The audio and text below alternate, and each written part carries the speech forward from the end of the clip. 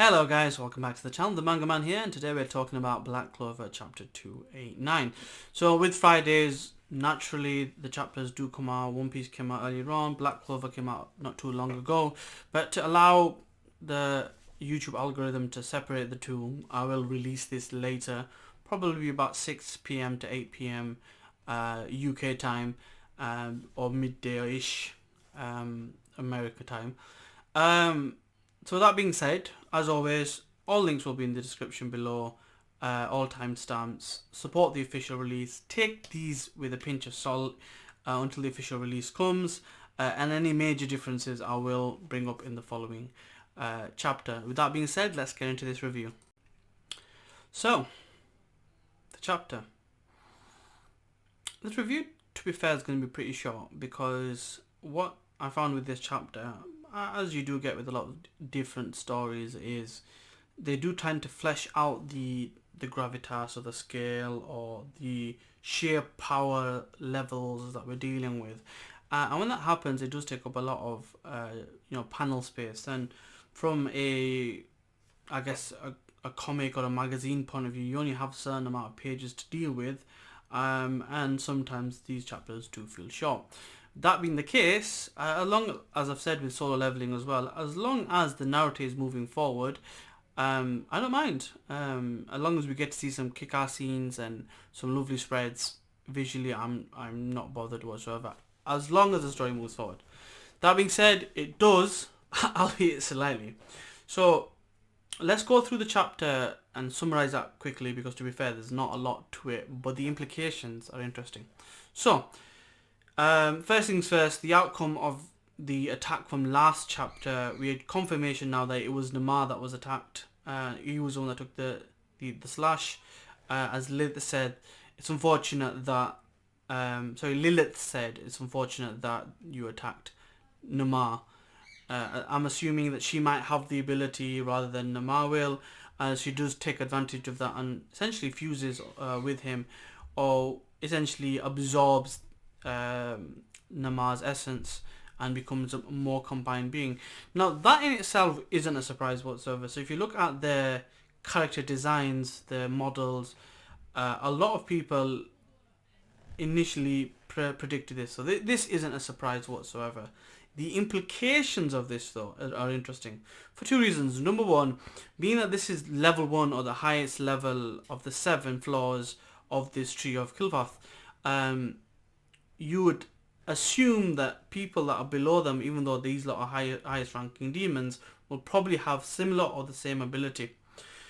To make matters worse, going on to the second point, I could easily assume that Lucifero, because he had the ability to control Ribe or Libe in that flashback, that he's probably going to be able to do that to all demons that are lower scale than he is. With that being said, ultimately, if there's a lot of high-ranking demons about, I can easily see Lucifero just absorbing them, and this will become a thing and a talking point when Lucifero does appear. How he's going to deal with Ribe. Ribe is going to look for revenge. Is he going to allow himself to be controlled? Is his bond and his relationship with Asta and Asta's mother, the humanity side of things, and the sheer hatred he has for demons, going to be enough to overcome that control that Lucifero will try to impose? So that's going to be a tidbit to think about. Second major thing is the combination of the two. Any person with sensory ability apparently will go mad because of the sheer amount of power. So as with other stories like Dragon Ball, when you have combinations or fusions, it isn't necessarily that they're just powers combined. Sometimes they can resonate and multiply, like fusions with the Batara and what have you. That being said, we're not sure if that's the case yet. No, but there's a funny statement by Nak saying that, look, it's not 1 + 1, and he's gonna go crazy, with the amount of mana, but it's not clarified. So it could be a case of they've literally just fused and that's their ability, or there's been a multiplication of power. What is evident is they're stronger, and this combined attributable ability, because it's fire and ice, or fire and cold, hot and cold, is something to behold, because they literally released this really powerful literally looks like a spirit bomb with both elements in there to destroy everyone. And the chapter basically ends with Asta doing the equivalent, pulling his first sword out that we know is essentially the more anti-magic you put in it, the more larger or the greater size that sword takes, and he basically has a sword big enough to deal with it and slashes it, and that's where the chapter ends.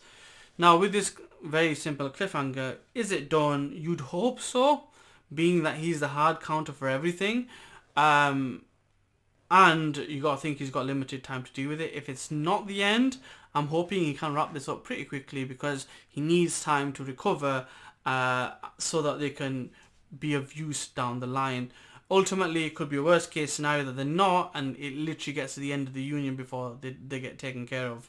We'll have to wait and see regardless with that. The only other thing that really is to note with this, other than the initial maneuverability that we see a high improvement of with Asta, we see a little panel showing Magna Swing, saying how big has he got now, and I like that because we saw Finra last time. Now we're seeing him look Voltaire as Magna Swing as well.